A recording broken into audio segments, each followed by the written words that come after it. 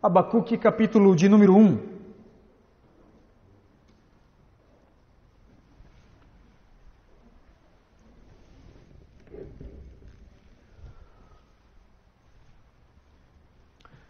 Abacuque, capítulo de número 1, nós vamos ler do verso 12 até o capítulo de número 2, verso 20.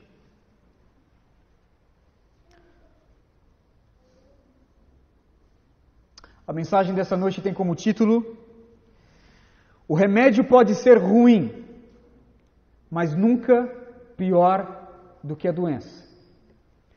O remédio pode ser ruim, mas nunca pior do que a doença. Abacuque, capítulo 1, do verso 12 até o capítulo de número 2, verso 20. Diz assim a palavra do Senhor. A segunda queixa de Abacuque: Senhor, Tu não é desde a eternidade? Meu Deus, meu santo, Tu não morrerás. Senhor, Tu designaste esta nação para executar juízo, ó rocha.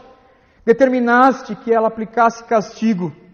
Seus olhos são tão puros que não podem suportar ver o mal. Não podes tolerar a maldade, então por que toleras os perversos? Por que ficas calado enquanto os ímpios devoram os que são mais justos do que eles? Tornaste os homens como peixes do mar, como animais que não são governados por ninguém. O inimigo puxa todos como anzóis, apanha-os em sua rede e nelas os arrasta. Então alegra-se e exulta. E por esta razão ele oferece sacrifício à sua rede, queima incenso à sua honra, pois graças à sua rede vive em grande conforto e desfruta iguarias. Mas continuará ele esvaziando a sua rede, destruindo sem misericórdia as nações. Capítulo 2, verso 1. Ficarei no meu posto de sentinela e tomarei posição sobre a muralha. Aguardarei para ver o que o Senhor me dirá e que resposta terei à minha queixa. A resposta do Senhor, a partir do verso 2. Então o Senhor me respondeu: escreva claramente a visão em tábuas, para que se leia facilmente, pois a visão aguarda um tempo designado. Ela fala do fim e não falhará. Ainda que demore, espere-a, porque ela certamente virá e não se atrasará. Escreva: o ímpio está envadecido, seus desejos não são bons, mas o justo viverá pela sua fidelidade. De fato, a riqueza é ilusória, e o ímpio é arrogante e não descansa. Ele é voraz como a sepultura e como a morte, nunca se satisfaz. Apanha para si todas as nações e ajunta para si todos os povos. Todos estes povos um dia rirão dele, com canções de zombaria, e dirão: ai daquele que amontoa bens roubados e enriquece mediante extorsão. Até quando isso continuará assim? Não se levantarão de repente os seus credores? Não se despertarão os que o fazem tremer? Agora você se tornará vítima deles, porque você saqueou muitas nações, todos os povos que restaram o saquearão. Pois você derramou muito sangue e cometeu violência contra a terra, cidades e seus habitantes. Ai daquele que obtém lucros injustos para sua casa, para pôr seu ninho no alto, escapar das garras do mal. Você tramou a ruína de muitos povos, envergonhando a sua própria casa e pecando contra a sua própria vida. Pois as pedras clamarão na parede e as vigas responderão do madeiramento contra você. Ai daquele que edifica uma cidade com sangue e a estabelece com crime. Acaso não vem do Senhor dos Exércitos que o trabalho dos povos seja para satisfazer o fogo e que as nações se afadiguem em vão? Mas a terra se encherá do conhecimento da glória do Senhor, como as águas enchem o mar.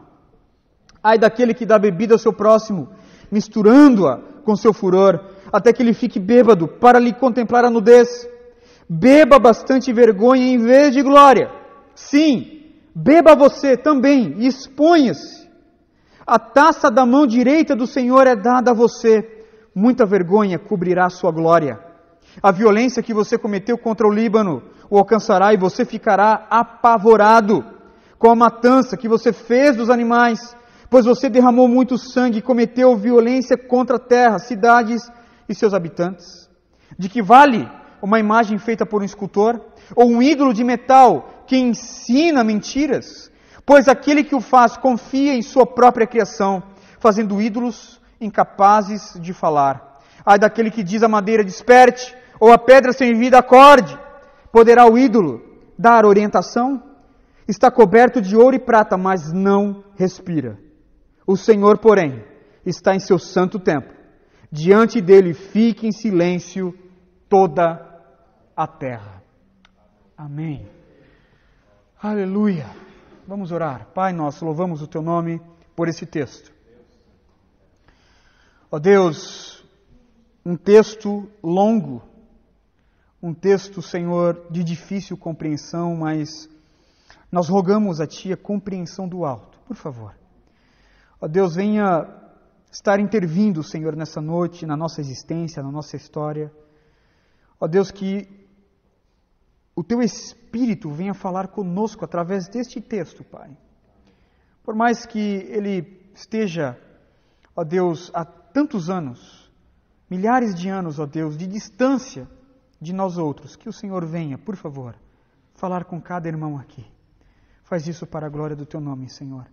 Ó Deus, nós queremos aprender com o Teu profeta, nós queremos aprender com o Teu livro. E por isso nós nos curvamos diante da Tua palavra e que o Senhor venha falar conosco, por favor. Ó Deus, não permita que eu venha passar alguma impressão errada acerca de Ti, mas que eu venha pregar tão somente a Tua palavra, Senhor. Faz isso para a Tua glória e para a nossa alegria. Em Cristo Jesus nós oramos. Amém. Debruçaremos hoje nos últimos versos do capítulo de número 1, e nós vamos entrar então no capítulo de número 2 e expor todo o capítulo de número 2. Como nós ouvimos nas últimas exposições, o profeta ele leva a sua queixa ao Senhor, e o Senhor Deus o responde.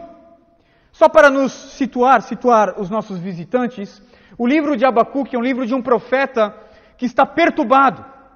Ele está no Reino do Sul, em Judá. O reino está dividido, né? Reino do Sul e Reino do Norte. Ele está então no Reino do Sul, em Judá, sob o reinado de Jeoaquim. E ele percebe então um caos social em Judá. As pessoas estão se voltando contra o Senhor. As pessoas estão praticando iniquidades, pecados, principalmente pecados de injustiça. Os mais ricos estavam então oprimindo os mais pobres, os mais fortes engolindo os mais fracos. E Abacuque então ele ora ao Senhor, rogando-lhe uma resposta. Abacuque ele intercede para que o Senhor faça alguma coisa em favor do seu povo.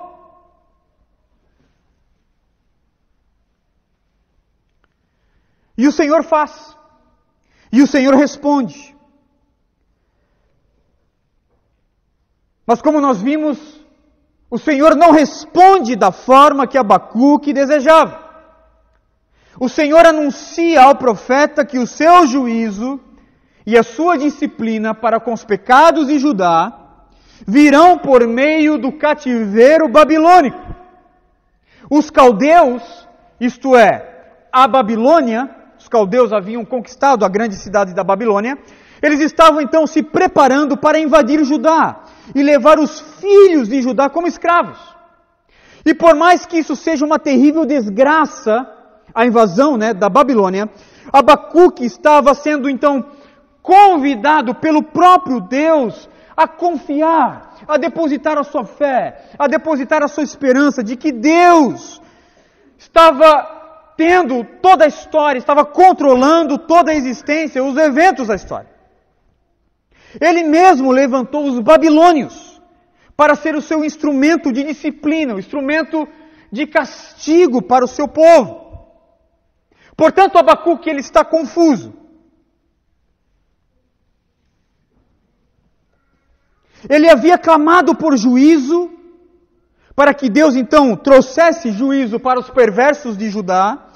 No entanto, o Senhor responde com disciplina e juízo, dizendo: a minha disciplina e o meu juízo não virão tão somente para os perversos, virão para todo o povo de Judá. Todo o povo será levado cativo. Não haverá separação nesse momento. Todos sofrerão com o cativeiro babilônico. Abacuque, nesse momento, então, ele entra em parafuso. Ele começa a se perguntar como Deus pode fazer isso. Como Deus pode levantar uma nação injusta, cruel, para corrigir a injustiça e a crueldade de homens em Judá. Essas perguntas fazem então o profeta ir para os joelhos novamente. Ele havia se queixado ao Senhor e o Senhor lhe respondeu. E agora então ele se queixa novamente, ele ora ao Senhor novamente. E o Senhor o responde. E aí eu quero ver com os irmãos esse segundo diálogo entre o profeta e o seu Deus. Veja comigo a segunda queixa do profeta Abacuque, que está no capítulo de número 1, do verso 12 ao capítulo 2, verso 1. Basicamente, o diálogo, a queixa de Abacuque é a seguinte: Deus, os babilônios são terríveis. A Babilônia é cruel. Como pode o Senhor levantar este povo cruel e temível como instrumento de disciplina? Ele ora ao Senhor, na primeira queixa, pedindo juízo para os perversos de Judá. Deus responde: trarei juízo. Trarei juízo para todo o povo. E trarei juízo por meio do cativeiro babilônico. A Babilônia será meu instrumento de juízo. Abacuque, então, ele volta novamente aos joelhos e começa a orar. E ele se queixa novamente ao Senhor: Deus, os babilônios são terríveis. Como pode o Senhor levantar esse povo cruel e temível como instrumento de disciplina? A partir do verso de número 12, Abacuque se mostra então pronto a questionar o Senhor, a questionar a estratégia divina. Ele, um simples mortal, e que tem como matéria o barro e o pó, tenta então indagar a Deus e os seus planos. Como tu pode fazer isso, ó Deus? Como o Senhor pode usar os babilônios? Como o Senhor pode levantar este povo para oprimir o povo da aliança que é o teu povo? Basicamente, a queixa de Abacuque tem por fundamento essas perguntas, estas queixas. No entanto, Abacuque é um homem de Deus. Abacuque é um homem de oração. Abacuque, ele é um profeta, é um pregador fiel, cuja vida glorifica a Deus. A sua queixa não é uma queixa desrespeitosa e mimada. Ele não faz isso num fundamento de teologia da prosperidade, de uma teologia triunfalista, não. Abacuque é um homem de oração que coloca para fora as suas perturbações e busca em Deus respostas para as suas perguntas. Nessa oração, basicamente, Abacuque então começa a atribuir a Deus as suas afeições. Ele questiona sim. No entanto, ele questiona Deus. Ele pergunta a Deus. Ele desabafa a Deus, à luz daquilo que o profeta conhece acerca de Deus. E o que o profeta então conhece acerca de Deus?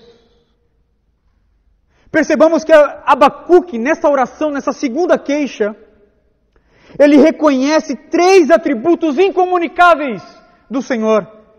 3 atributos incomunicáveis do Senhor Deus.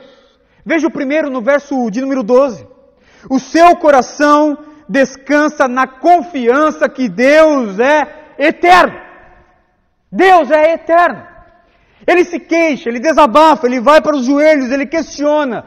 No entanto, ele questiona a Deus à luz daquilo que ele conhece acerca de Deus. E aquilo que ele conhece acerca de Deus o faz dizer: Tu és o Deus eterno. Verso de número 12. Diante de tal revelação, Abacuque vai para os joelhos e diz: Senhor, Tu não é desde a eternidade? O Senhor não vive desde a eternidade? O Senhor não é o que é desde a eternidade? Obviamente que essa pergunta ela é simplesmente retórica, ele sabe a resposta. O Senhor é desde a eternidade. Abacuque, ele descansa nessa certeza. O seu Deus, diferente dos falsos deuses dos caldeus, é Yahvé. O eu sou, o Deus que é o que é desde a eternidade. Aquele Deus, aquele cujo ser é a causa não causada. É aquele cujo ser criou todas as coisas e predestinou todos os eventos desde a eternidade e por isso rege toda a história como lhe apraz. É aquele cujo ser é tão infinitamente superior aos homens que nos foi proibido, por exemplo, de fazer imagens de esculturas, haja vista que as nossas mãos não podem criar, não podem fazer algo que pode comparar a Deus. Não podem descrever o que Deus realmente é. É aquele que pela boca do profeta Isaías disse: Eu sou, e não há nenhum outro, eu sou, desde os tempos eternos, e não há nenhum outro como eu. Desde a eternidade eu faço conhecido o fim, desde os tempos remotos o que ainda virá. Isaías capítulo 46, verso 9, verso de número 10. Portanto, Abacuque, ele fortalece a sua fé, recordando-se de que esse Deus é eterno. Este Deus, ele não foi criado, ele é o Criador. Ele não é produto da história, ele rege a história. Martin Lloyd-Jones, comentando esse texto, vai dizer que nada há mais de consolador ou tranquilizador quando nos encontramos oprimidos pelos problemas da história, quando desejamos saber o que deve acontecer no mundo, do que nos lembrar de que o Deus a quem adoramos está fora do fluxo da história. Ele precedeu a história, Ele criou a história. O seu trono está acima do mundo e fora do tempo. Ele, o Deus eterno, reina eternamente. Então Abacuque, ele questiona Deus sim. Ele ora a Deus sim, mas ele o questiona e ele ora, trazendo à luz este conhecimento que ele tem acerca de Deus. Desses atributos tão maravilhosos acerca de Deus. Primeiro, Deus é eterno. Verso de número 12. Ainda no verso de número 12. A fé de Abacuque está alicerçada na confiança de que Deus é imutável. Deus não muda. Além de ser eterno, Deus de Abacuque é imutável.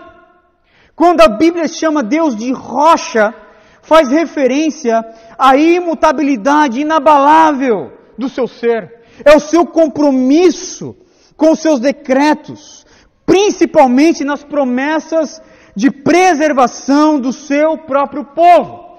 Podemos ver isso em Salmo capítulo de número 18, Salmo 46, Salmo 31, Salmo 62, Salmo 78. Deus, ele se compromete com o seu próprio ser de ser imutável. Portanto, descrevê-lo como rocha é saber que de fato Deus não muda. Ele sempre será o mesmo em seus desígnios, em seus decretos. E que por isso ele pode ser um refúgio permanentemente para todos aqueles que confiam nele. A imutabilidade de Deus aqui nos lembra, por exemplo, que o povo de Judá são aqueles a quem o Senhor prometeu ser o Deus daquele povo. E aí nós temos, por exemplo, a promessa de Gênesis capítulo 17, verso 7. Abraão, eu serei o teu Deus, e o Deus dos teus filhos. E esta é uma promessa perpétua. Esta é uma promessa eterna. Esta é uma promessa que não tem validade. Eu estou me comprometendo comigo mesmo de ser o teu Deus e o Deus dos teus filhos. Portanto, lembrar que Deus é a rocha aqui, é lembrar que Deus não muda. Que os filhos de Judá não seriam exterminados, porque Deus se comprometeu com os filhos de Abraão, que estavam em Judá. Este Deus é como uma montanha rochosa, que não pode ser abalada pelas inconstâncias dos homens e pelos eventos da história. Abacuque ora ao Senhor, sabendo disso. Terceiro, a sua esperança está depositada no Deus Santo. No Deus Santo. Verso 13. Abacuque também ora dizendo que aos olhos do Senhor, os olhos do Senhor são tão puros, que não suportam ver o mal, não pode tolerar o perverso. Para o profeta, Deus não é apenas eterno, Deus não é apenas imutável, Ele também é santo, puro e isento de qualquer mácula. E trazendo então à memória este atributo, em sua oração e em sua queixa, Abacuque confia de que Deus vai estabelecer juízo aos perversos. Por quê? Porque se Deus é santo,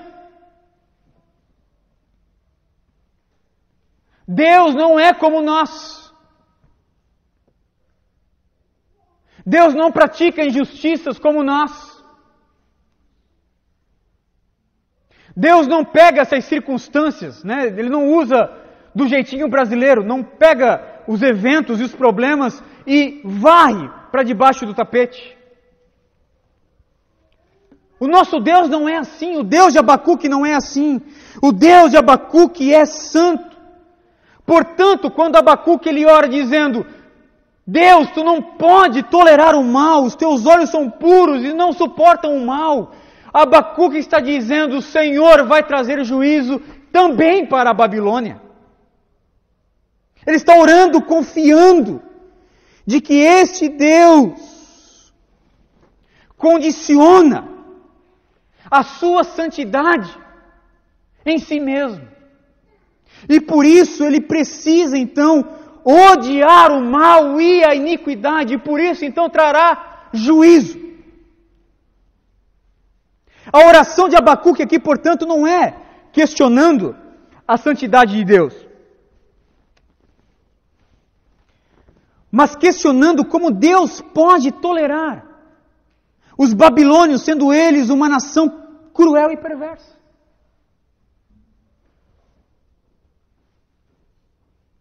E obviamente não é porque o profeta ele não compreende os planos de Deus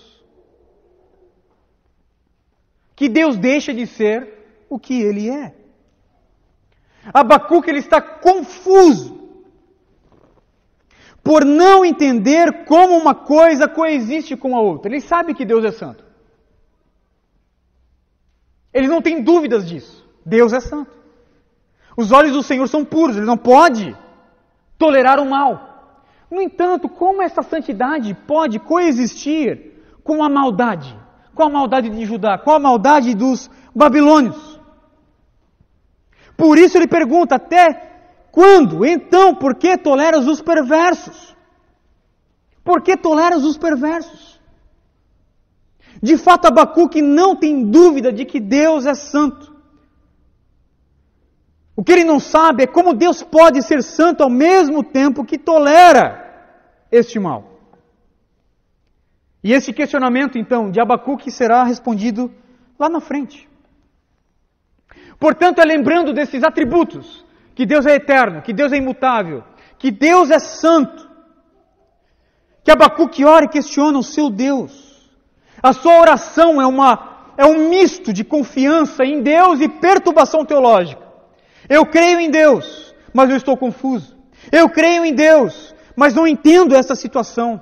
Eu creio em Deus, mas eu ainda tenho temores.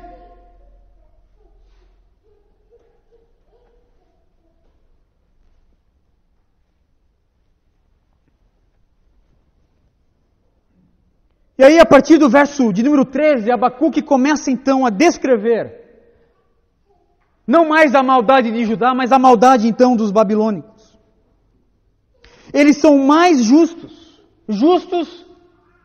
São mais justos do que o quê? São mais justos do que quem? Do que Judá. Ou, melhor, Judá, os perversos de Judá, a maldade de Judá é mais justa comparada à maldade da Babilônia do que a maldade deste povo, dos babilônios. E mais, os babilônios não somente invadem o território adversário e o derrota, como também leva cativo os seus inimigos. E aí Abacuque vai dizer acerca das redes: o inimigo puxa todos com anzóis, apanha-os em sua rede e nela os arrasta. Então alegra-se e exulta. E por esta razão ele oferece sacrifício à sua rede, pois graças à sua rede vive em grande conforto e iguarias. Mas continuará ele, esvaziando a sua rede e destruindo sem misericórdia as nações. Verso 15, verso de número 16. O que esse texto está dizendo?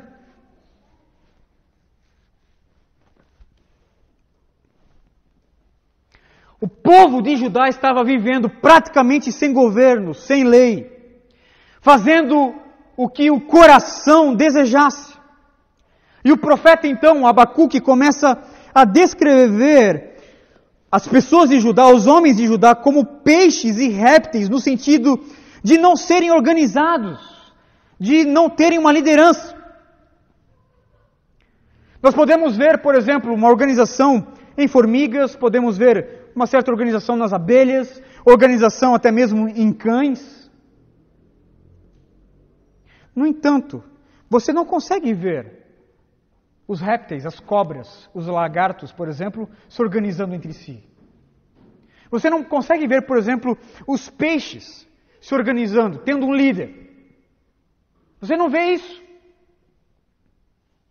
Abacuque, então, ele olha para Judá e percebe que Judá, os homens de Judá, as pessoas de Judá, não se submetem a ninguém, não se submetem à lei, não se submetem ao rei Jeoaquim, por mais que o rei fosse cruel, né? não tinha nenhum apreço para com o rei Jeoaquim.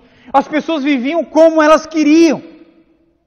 Portanto, nós podemos concluir que este caos social e a desorganização de Judá, acrescentada à falta de liderança espiritual do próprio rei Jeoaquim, contribuiu para a invasão da Babilônia. Por isso que o texto diz que os caldeus, eles vão capturar os seus inimigos em redes, como peixes, com anzóis, e depois vão venerar essas redes. Judá seria então capturada como peixes em redes e anzóis e levado então para a Babilônia.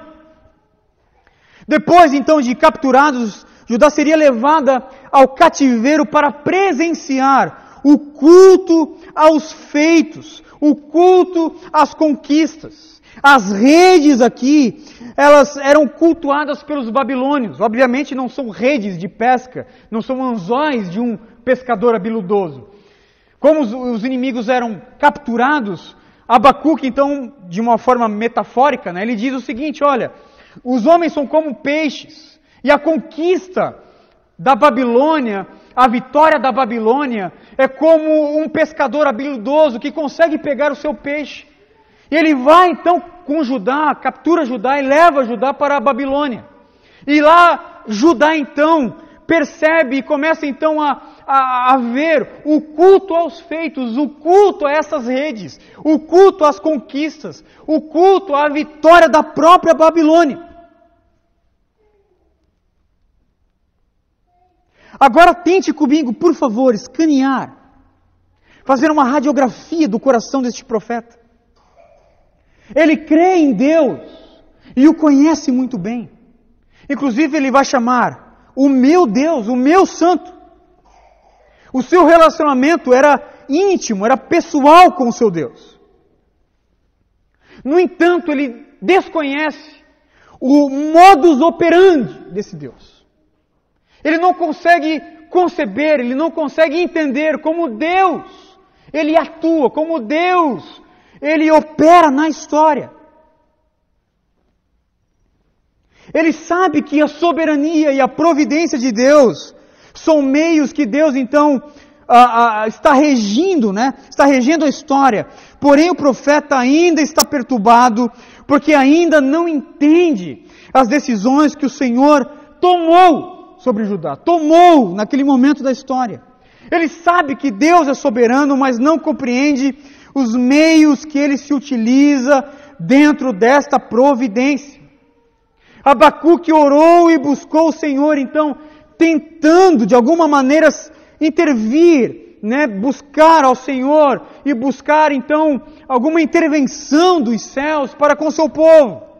Confiante, diz o texto, no capítulo 2, verso 1, veja comigo, que ele sobe para a torre, ele ora, ele se queixa, ele pede ao Senhor, coloca o seu desabafo ali, Deus, como é que o Senhor pode então levantar a Babilônia? Esse povo cruel, esse povo perverso. Ele ora ao Senhor pedindo então, né, que o Senhor freasse também a Babilônia. Ele se queixa, chega no capítulo 2, verso 1 e diz: ficarei no meu poço de sentinela e tomarei posição sobre a muralha. Aguardarei para ver o que o Senhor me dirá e que resposta terei à minha queixa. Ele sobe na torre para ver como Deus agirá à luz daquilo que lhe foi questionado.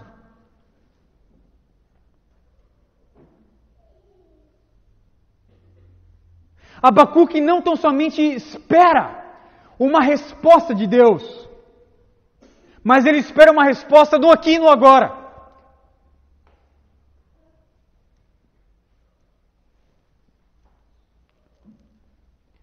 Do verso 12 ao verso de número 17, ele está orando, se queixando, desabafando com Deus. Chega no capítulo 1, verso 1, ele diz o seguinte: vou me levantar. Vou levantar aqui da minha oração, eu vou subir até a torre e vou esperar para ver o que Deus vai fazer. Não é possível que Deus não vai me atender.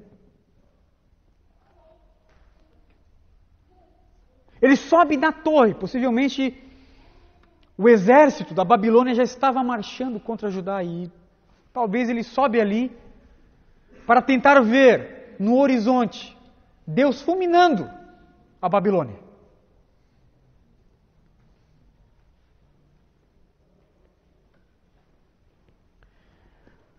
No entanto, Deus não derrota os inimigos de Judá.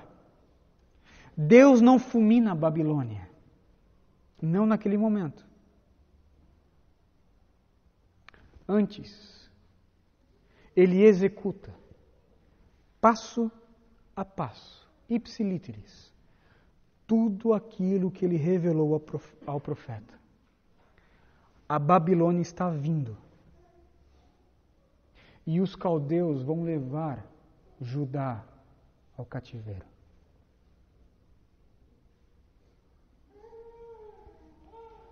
E aí nós temos então uma segunda resposta do Senhor. Veja comigo entre o verso 2 e o verso 20. E a segunda resposta do Senhor praticamente é esta: Abacuque, meu profeta, confie em mim. A minha promessa não tarda e não falha. Tão somente creia, Abacuque, tão somente espere, tão somente confie, pois a minha promessa e o meu juízo, ele não tarda e não falha. Capítulo 2, do verso 2 ao verso de número 20. Abacuque esperou confiante e o Senhor lhe respondeu. Verso 2 e verso 3. Veja comigo. Então o Senhor me respondeu: escreva claramente a visão em tábuas, para que se leia facilmente. Talvez na sua versão, para aquele que está correndo, leia facilmente. Pois a visão aguarda um tempo designado, ela fala do fim e não falhará. Ainda que demore, espere-a, porque ela certamente virá e não se atrasará. Nós podemos imaginar Abacuque um pouco mais confortado aqui nessa resposta do Senhor. Pelo menos do verso 2 e verso 3.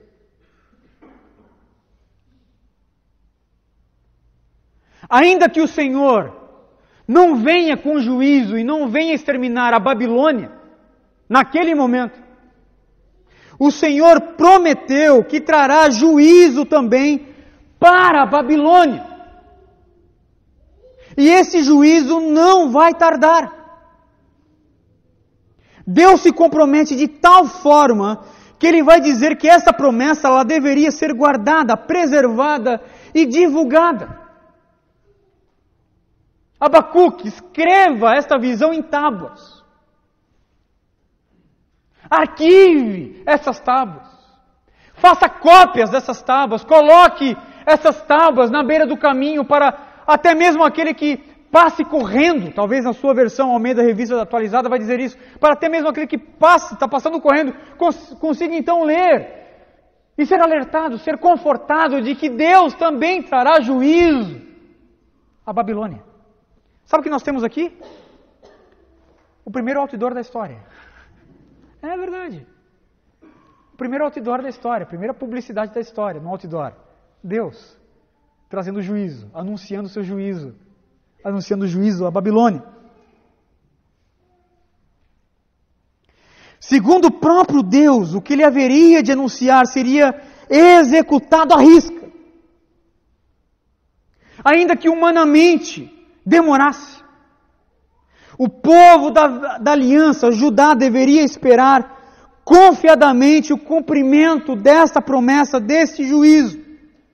Em outras palavras, Deus estava chamando Abacuque, dizendo: meu profeta, escreva tudo o que eu vou lhe anunciar. Faça isso para ficar arquivado. Ainda que venha demorar, Abacuque, a minha promessa não tardará.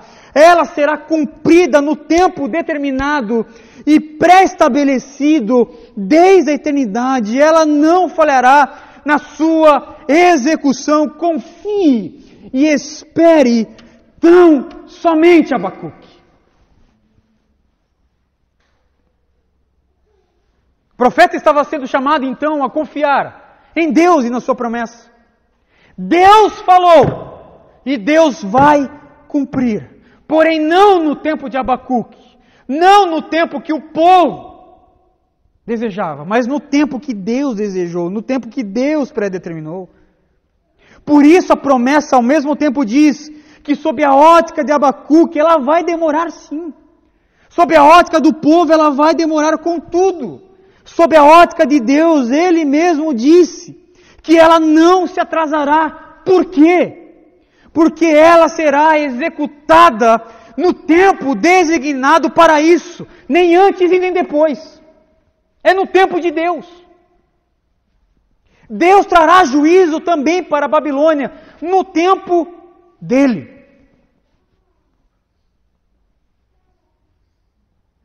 E nessa visão, então, Deus deixa claro para o profeta, para Abacuque, que as suas classificações entre quem é justo e quem é ímpio, essas classificações são bem claras, são bem definidas. Ele sonda e conhece o coração e o caráter do ímpio. Neste que é representado aqui pelos babilônios.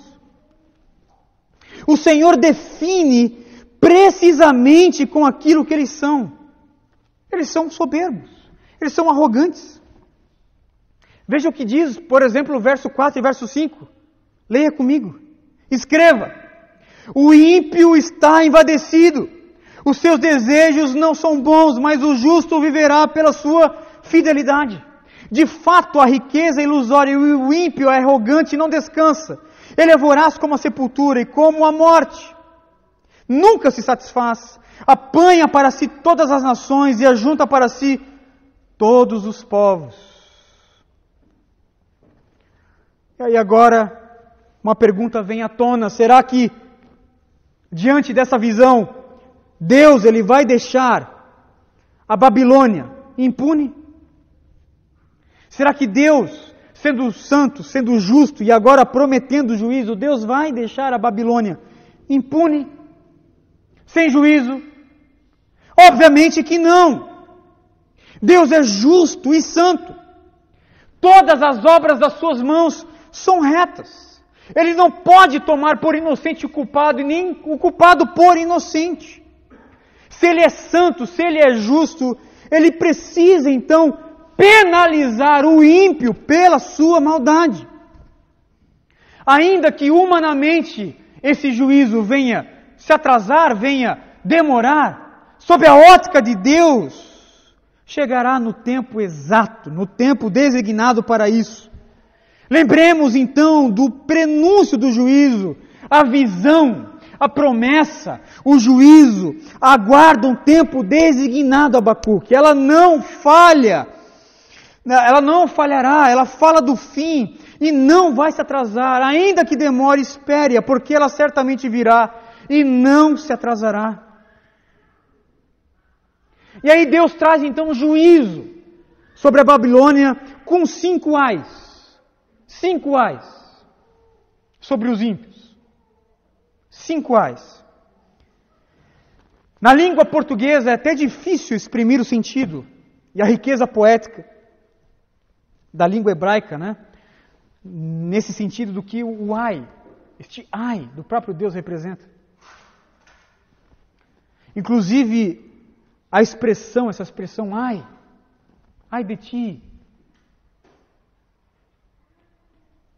era usada, por exemplo, em um cortejo fúnebre.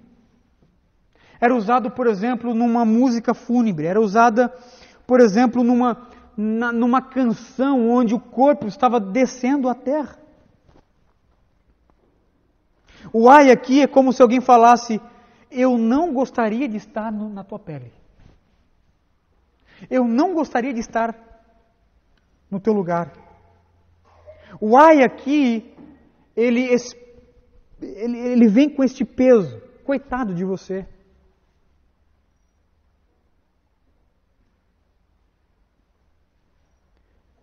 E o interessante é que as nações que foram humilhadas, foram engolidas, foram conquistadas, foram pisadas pela Babilônia, essas nações, inclusive Judá, elas são então convidadas para que, com o próprio Deus, são convidadas para pronunciar estes ais contra a nação da Babilônia. 5 ais. Veja o primeiro. Os primeiros 2, do verso 6 ao verso 11. O ai, o juízo para os corruptores econômicos. Juízo para os corruptores, para aqueles que trazem corrupção na área econômica. O primeiro e o segundo ai, o primeiro no verso 6 e o segundo no verso 9, é um juízo proferido contra os ímpios gananciosos, avarentos, que acumulam riqueza oprimindo a outros. O ai aqui, portanto, é direcionado para estes corruptos da economia, ímpios, que acumulam aquilo que não é seu por direito. Deus estava então trazendo juízo, condenação para os grandes depósitos de bens roubados da Babilônia, de bens saqueados nas grandes guerras, como também aquela insaciável sede de escravizar nações inteiras com taxas, com tributos, com extorsões, com acúmulo de penhores. Este era o pecado da Babilônia.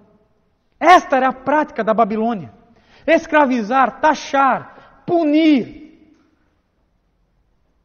trazer impostos, tributos altíssimos.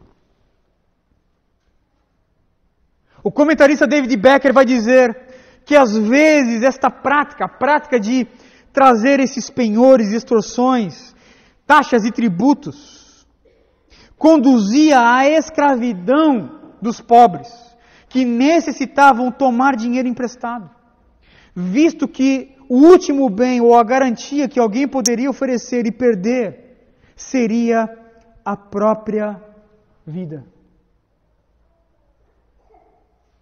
Deus diz: ai de ti, Babilônia! Ai de ti, Babilônia! Que rouba os pobres, que oprime os mais fracos.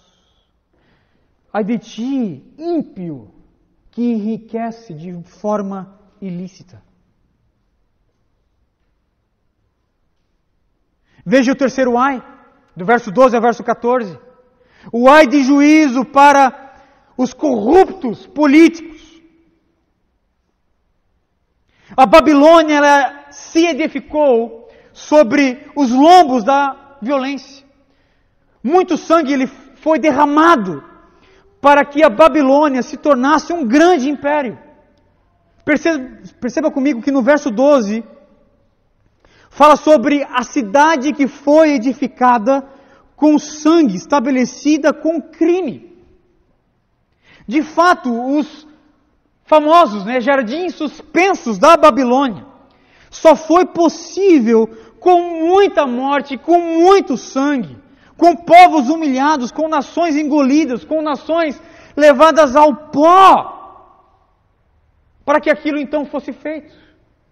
Os jardins suspensos da Babilônia, listados então ali, listada entre as 7 grandes maravilhas do mundo antigo. Como aquilo foi possível? Como a Babilônia se tornou este grande império? Através dessa corrupção política, a conquista por meio da guerra. E aí eu preciso então concordar com Hernandes Dias Lopes quando diz que Nabucodonosor foi o protótipo de uma longa lista de invasores famosos pelo derramamento de sangue: Júlio César, Gengis Khan, Napoleão Bonaparte, Adolf Hitler, Stalin, os irmãos Castro e tantos outros da nossa época.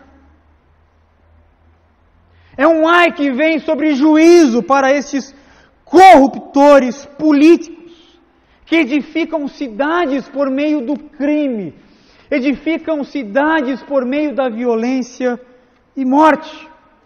Veja também o ai sobre os corruptos morais, verso 15 e verso 17. Juízo para os corruptores morais. O quarto ai aqui, ele é direcionado então para aqueles que se rebaixam moralmente. É um juízo para aqueles que levam outros à depravação moral.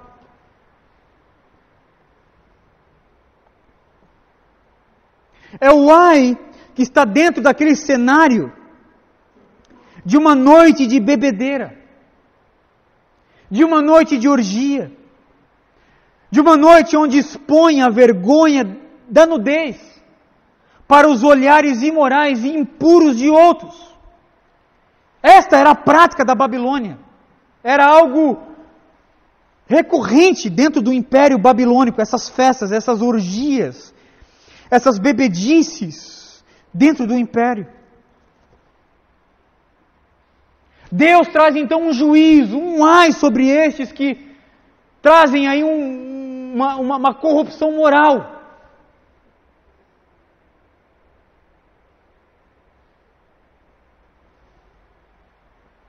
Para outros, uma depravação moral para outros. E aí é importante lembrar que o pecado do observar inadvertidamente a nudez e não ter uma atitude respeitosa para com ela foi tratada de forma dura pelo próprio Deus, no caso, por exemplo, de Noé e seu filho Cão, em Gênesis capítulo de número 9.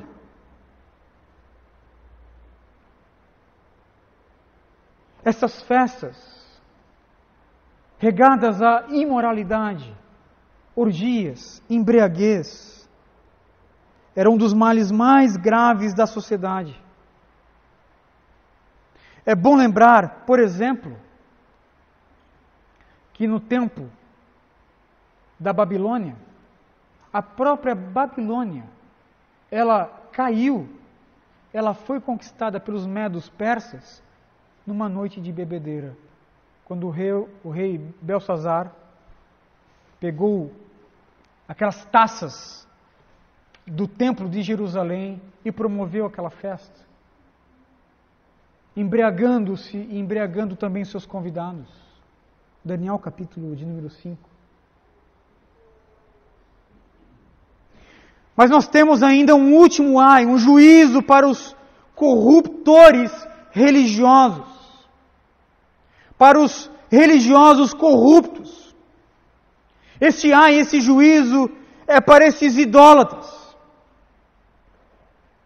É para aqueles que recorriam a deuses criados por eles mesmos para render culto. E esse tipo de pecado, esse tipo de injustiça, não era uma injustiça feita então de forma horizontal, mas era um pecado cometido vertical. Era um pecado cometido tão somente contra Deus. E por que então este pecado da idolatria, ele é tão grave, ao ponto de Deus trazer um ai, um juízo sobre ele? Ora, é o pecado da idolatria, que diminui e rebaixa a nada o que é devido a Deus. É o pecado da idolatria, que troca as afeições dos homens. O idólatra, ele troca o relacionamento com o único Deus vivo para se relacionar com pau, com pedra, com gesso, que não valem nada e são completamente impotentes. Veja o verso de número 18. Eles não falam, eles não podem fazer absolutamente nada.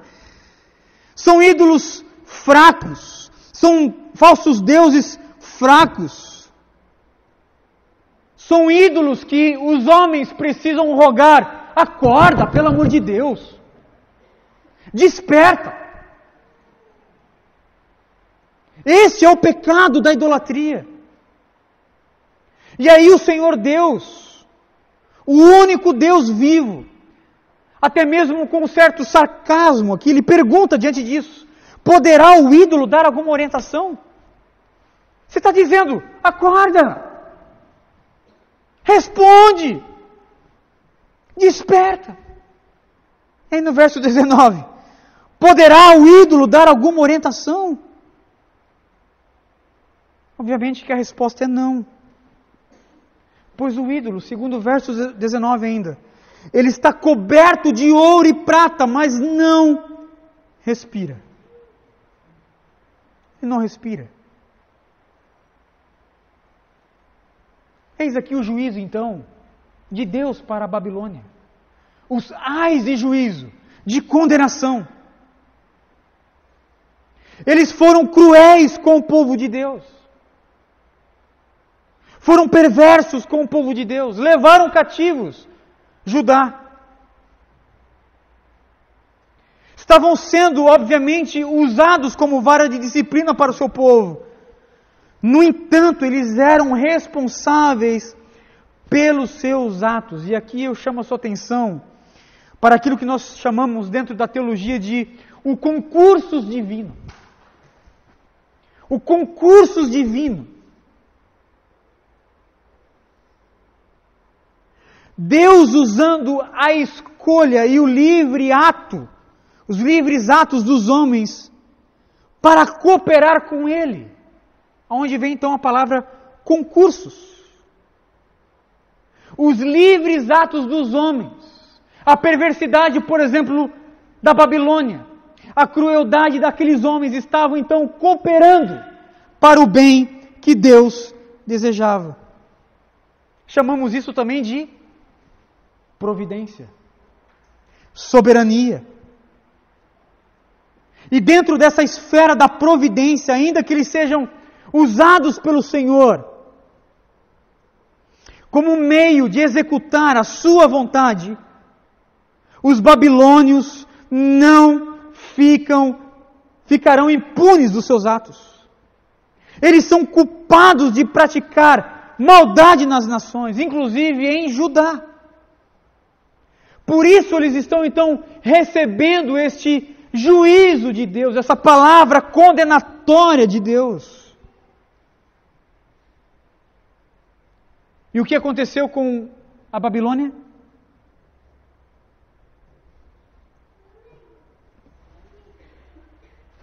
Ela caiu.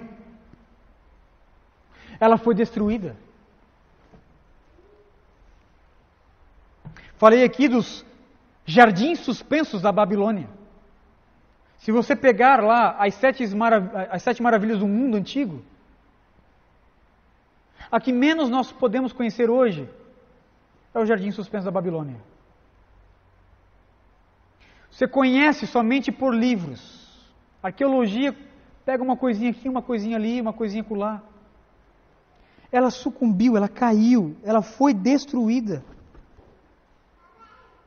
Restou pouco vestígio arqueológico da Babilônia. Por quê? Porque ela estava sob o juízo de Deus. Ainda que estivesse sendo usada como instrumento de disciplina para Judá. No entanto, dentro desse concurso de Deus, onde Deus usa a maldade dos homens para cooperar com aquilo que Ele deseja, Deus estava também trazendo penalidade, juízo para ambos, para Judá e para a Babilônia.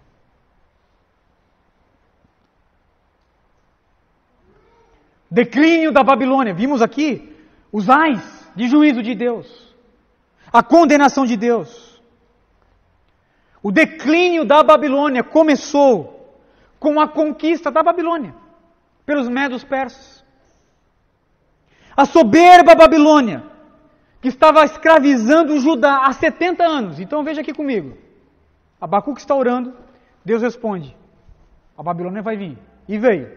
Pegou Judá, levou para ser escrava. O povo da aliança está no cativeiro babilônico. Se passa 70 anos. O povo está lá, Jerusalém está destruída.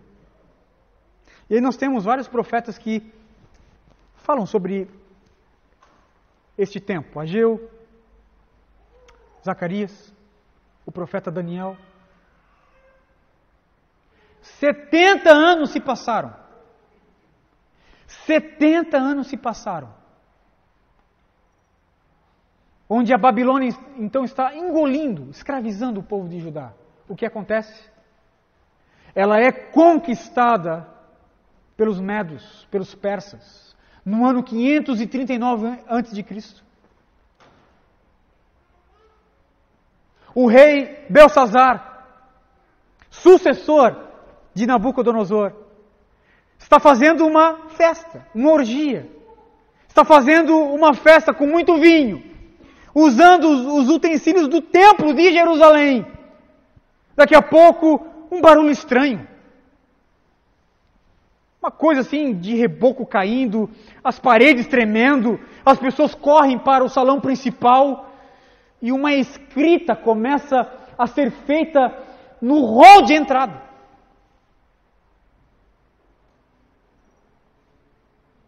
Diz o texto de Daniel capítulo 5, verso 6, que Belsazar ficou tão apavorado com aquela escrita no reboco do palácio, que os joelhos do rei batiam um no outro. Imagina, ele não estava tremendo pouco não, era joelho com joelho, blá, blá, blá. As pernas, diz o texto que as pernas não conseguiram sustentar o rei, ele caiu no chão, de tão apavorado com aquilo. Mené, mené, tekel, parsim. O que é isso? Tem um profeta aí. Qual é o nome dele? Daniel. Chama ele. O que isso quer dizer? Deus contou os teus dias. Deus contou os dias do teu reinado e determinou o fim. Foste pesado na balança e achado em falta. Teu reino foi dividido e entregue aos medos persas.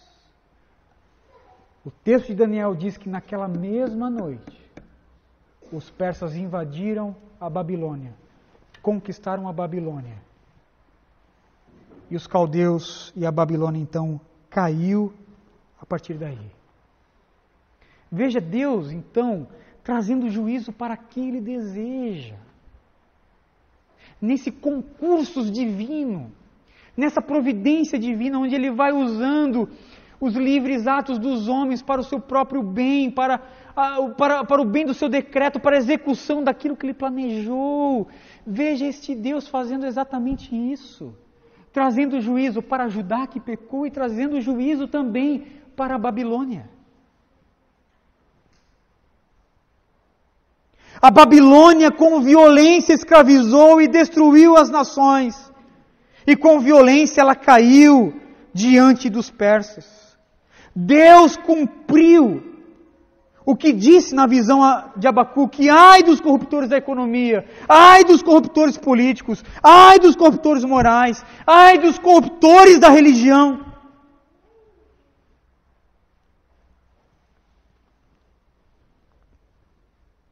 E perceba então que esse juízo de Deus sobre esses ímpios não somente alcança a Babilônia, mas alcança todas as nações que cometem esses pecados aqui.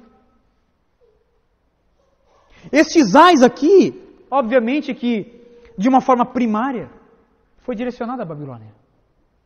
Mas de uma forma secundária, é direcionada a todas as nações que praticam o mal e que derramam sangue.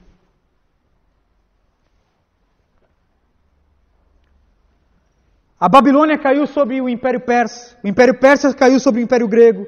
O Império Grego caiu sobre o Império Romano. O Império Romano caiu sobre a invasão dos bárbaros. Deus, Ele vai fazendo isso na história. Ele levanta as nações e Ele então faz com que essas nações venham ruir.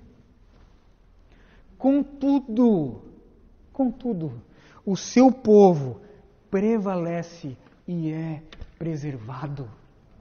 Eis-nos aqui, o povo de Deus.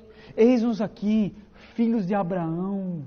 Eis-nos aqui, com o livro desses profetas, com os escritos, com as histórias, com as promessas, com os juízos, com as advertências, todas elas aqui. Onde estão os escritos da Babilônia?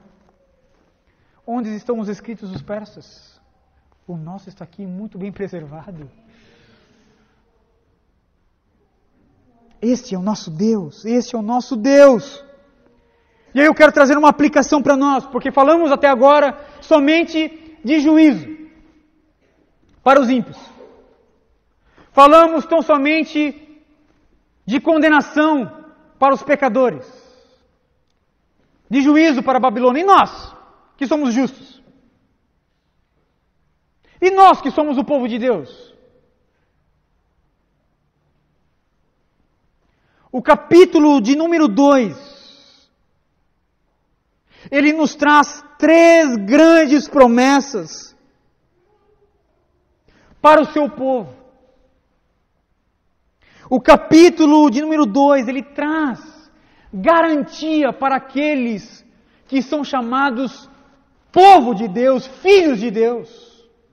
Que promessas são essas?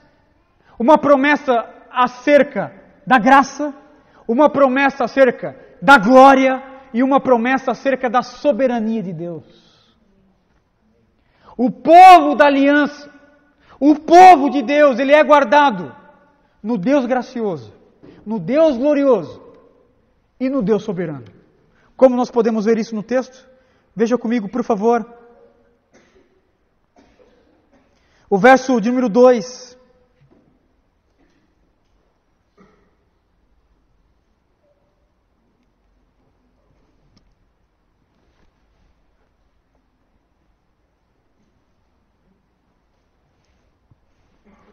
Os ímpios serão destruídos e sucumbirão.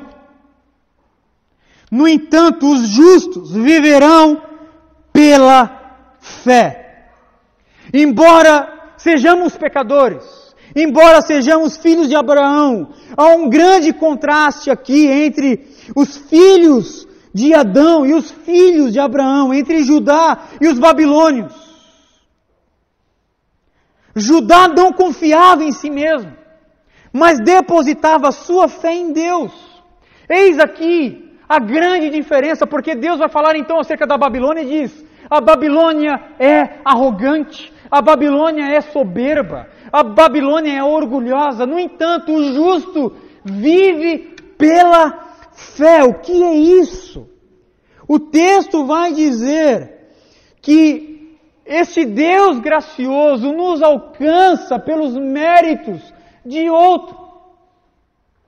O texto vai dizer que nós somos preservados mediante a fé. Fé em quê? Fé em Deus. Porque Judá também estava pecando. Esses justos aqui, que são chamados de justos, também estavam pecando em Judá, também são filhos de Adão. Portanto, o texto vai dizer que esses justos são declarados justos. O justo viverá pela fé. Eram aqueles que, apesar de pecadores, apesar de ter cometido falhas e pecados, eles confiavam em Deus, que Deus gracioso, o Deus de Abraão, os salvaria pela graça.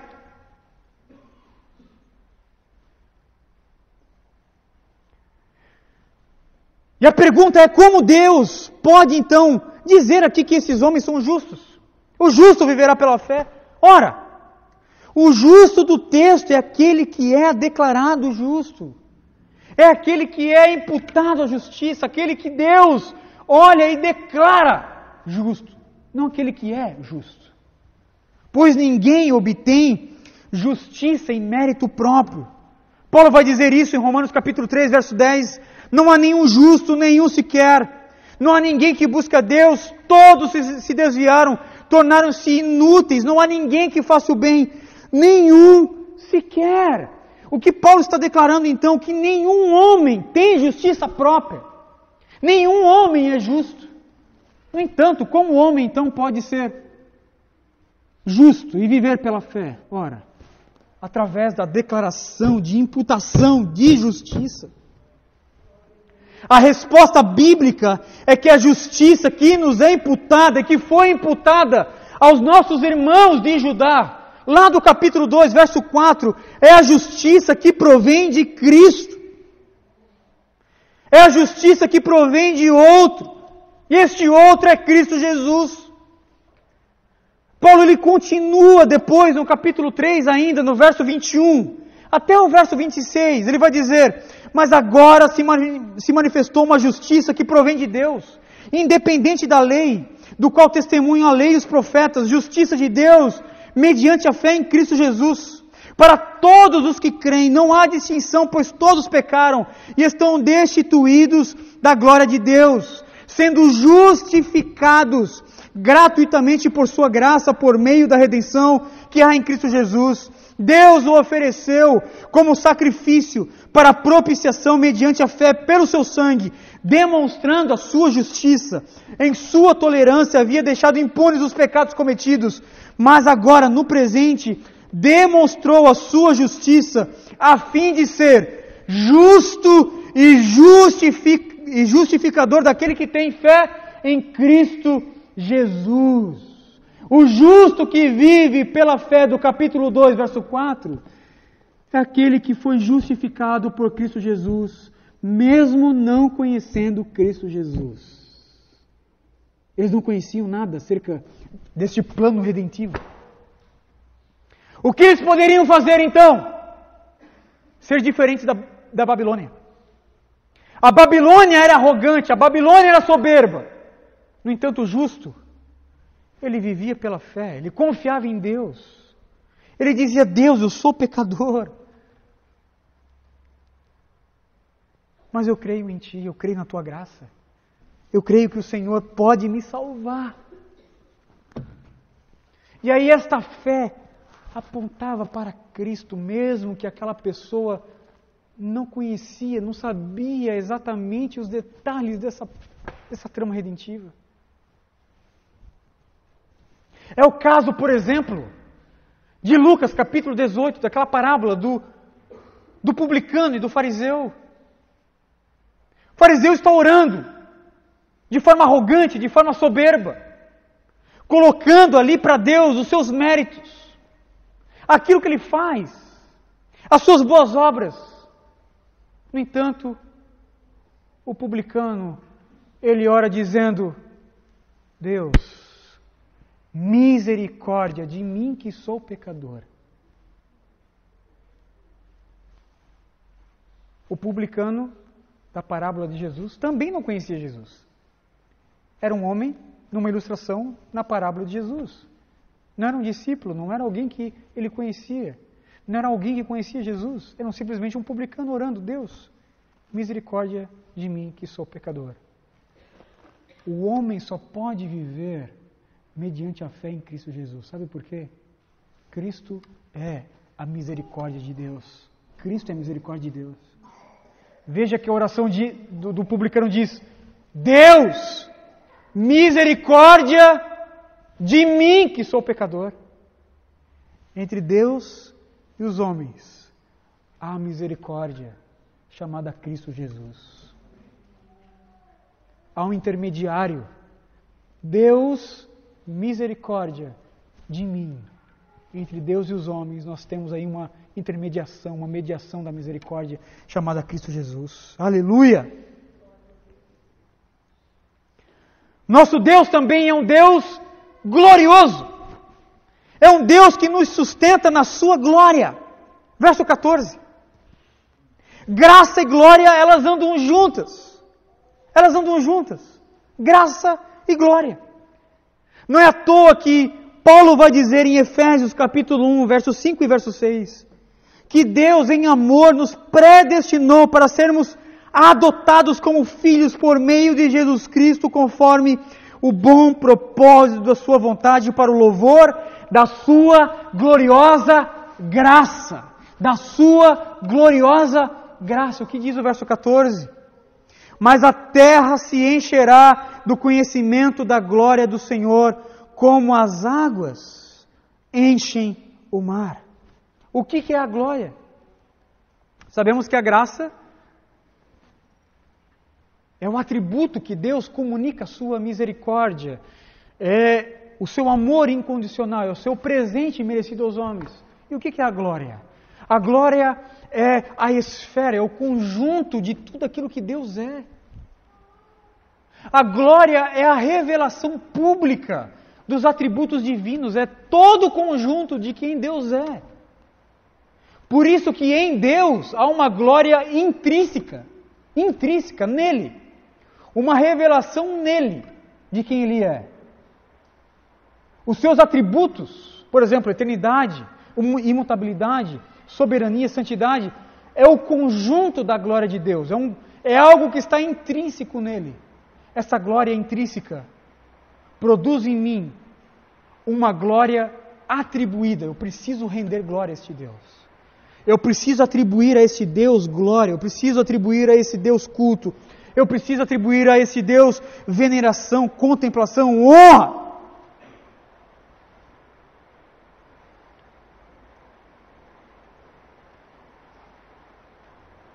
E aí o verso 14, ele aponta para onde? O verso 14, ele aponta para onde, meus irmãos? Ora, para o triunfo do Evangelho, para o triunfo da mensagem de Cristo, que abre as alas para este império indestrutível de Deus, que é o seu reino. O Evangelho é a mensagem que faz a graça e a glória de Deus conhecida. É a mensagem do Evangelho que faz essa glória, esses atributos de Deus, esse conjunto do que Deus é, conhecido entre os homens. 2 Coríntios capítulo 4, verso 3 ao verso 6 vai dizer: mas nós não pregamos a nós mesmos, mas a Cristo Jesus o Senhor. Foi Deus que disse: das trevas resplandeça a luz. Ele mesmo brilhou em nossos corações para a iluminação do conhecimento da glória de Cristo. o conhecimento da glória de Deus que enche a terra. É a glória do Evangelho, é a glória da soberania de Cristo Jesus que tem poder para salvar os homens. Esta é a glória que enche a terra. Por isso que Jesus disse na grande comissão: portanto vão, façam discípulos de todas as nações, batizando-os em nome do Pai, do Filho e do Espírito Santo, ensinando-os a obedecer tudo o que lhes ordenei, então eu estarei convosco até os últimos dias, até o último tempo. Aleluia! A glória que enche a terra como as águas cobrem o mar é a glória do Evangelho. É a glória que nos revela Cristo Jesus. E por último, o nosso Deus é soberano. Verso de número 20. O Senhor, porém, está no seu santo templo. Diante dele fique em silêncio toda a terra. Deus não é tão somente eterno, Deus não é tão somente soberano, Deus não é tão somente santo, Deus não é tão somente gracioso. Deus também é um Deus que controla todas as coisas. É um Deus que está assentado no seu trono, governando no seu templo.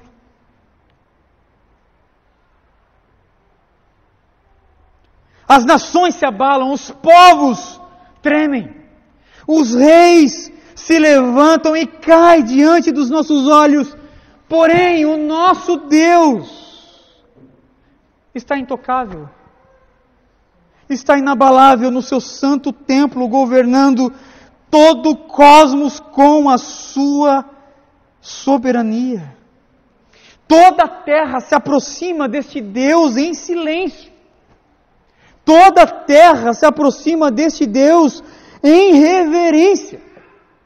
E veja o contraste entre o único Deus e o falso Deus, os falsos ídolos dos babilônios, do verso 18 e verso 19.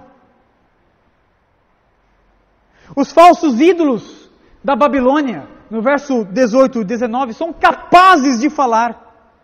Os pagãos então se reúnem em volta deste Deus Eco e diz: acorde, ressuscite, por favor, levante. E diante do nosso único Deus, toda a terra fica em silêncio, porque o nosso Deus, diferente do Deus da Babilônia, o nosso Deus fala. O nosso Deus se pronuncia, o nosso Deus se manifesta. O salmista diz, no Salmo 46:10, aquietai-vos e sabei que eu sou Deus. O profeta Zacarias diz, no capítulo 2, verso 13, aquietai-vos todos vós perante o Senhor. O nosso Deus é um Deus soberano, cuja existência, cujo ser, necessita que toda a terra precisa se calar, se prostrar e se aquietar perante Ele. O nosso Deus é soberano. O nosso Deus é exaltado. O nosso Deus é vestido de glória. O nosso Deus está governando sobre o cosmos. E aí eu tenho que concordar com os comentaristas. Obviamente Deus não está assentado num templo físico, mas está assentado sobre o cosmos, dizendo, cada centímetro da existência do universo, cada centímetro é meu. Cada centímetro quadrado desse universo, eu estou presente. Esse é o nosso Deus. O Deus que controla todas as coisas. O Deus que julga, condena, traz juízo para os ímpios. E o Deus que preserva aqueles que nele confiam.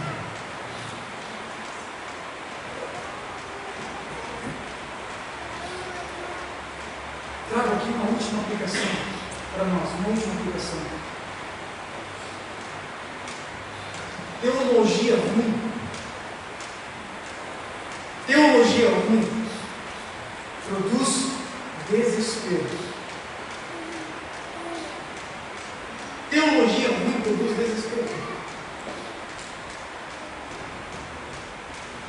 Abacuque estava confuso. Abacuque estava se queixando. Abacuque estava triste. Mas Abacuque não estava desesperado. Por quê? A sua teologia é boa. A teologia de Abacuque era uma teologia calvinista. Era uma teologia da glória de Deus, da soberania de Deus. Era uma teologia que pregava para ele dizendo: Abacuque, confia em Deus. As circunstâncias e os eventos são desfavoráveis, no entanto, Deus está controlando todas as coisas. Abacuque não se desesperou, porque sua teologia era boa. Sabe por que Jó não se desesperou? Confiou em Deus até o último momento, porque sua teologia era boa. Eu sei que o meu Redentor vive. Por que Paulo não se desesperou, preso em Roma?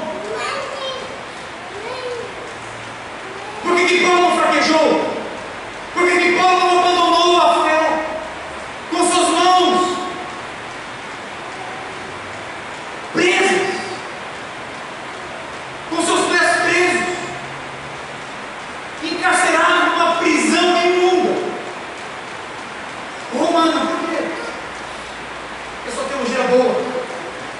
Mesmo preso, mesmo passando por aquela situação difícil, Paulo escreveu a carta da alegria, a carta aos Filipenses. Onde?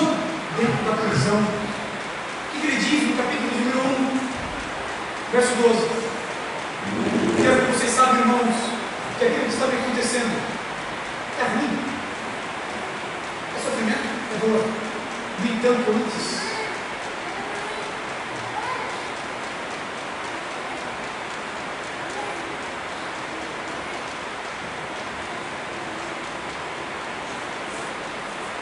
tem sido usado por Deus, tem contribuído para o avanço do Evangelho.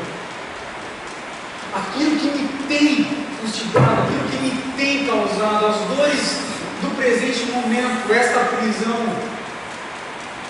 antes, tem contribuído para o avanço do Evangelho. Que teologia é essa?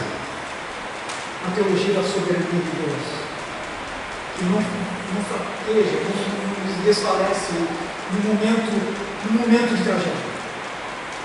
Eu já contei isso aqui para os irmãos, eu conto novamente. Eu e a música, além de uma pessoa, nós temos, quando morávamos lá, um casal da igreja, da IPPA, onde nós congregávamos.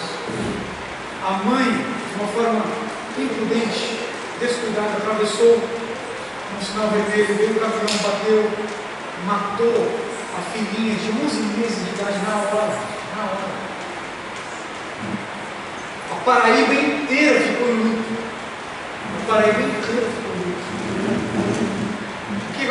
O que aconteceu?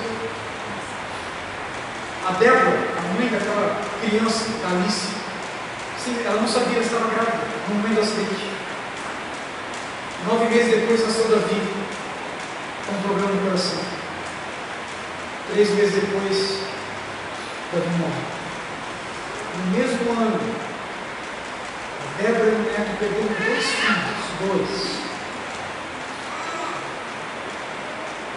O que sustentou este casal?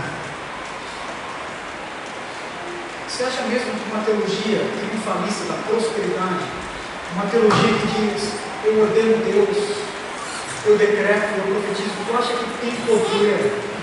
Tu acha que pode, com um evento, com uma tragédia dessa? Você acha mesmo?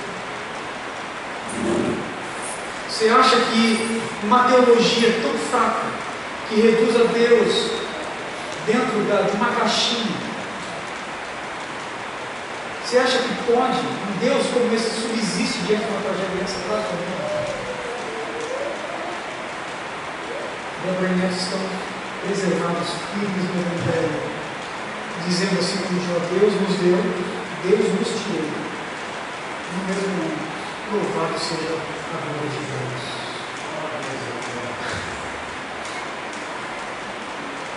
Vamos orar. Pai, nós louvamos o teu nome, Senhor, nessa noite.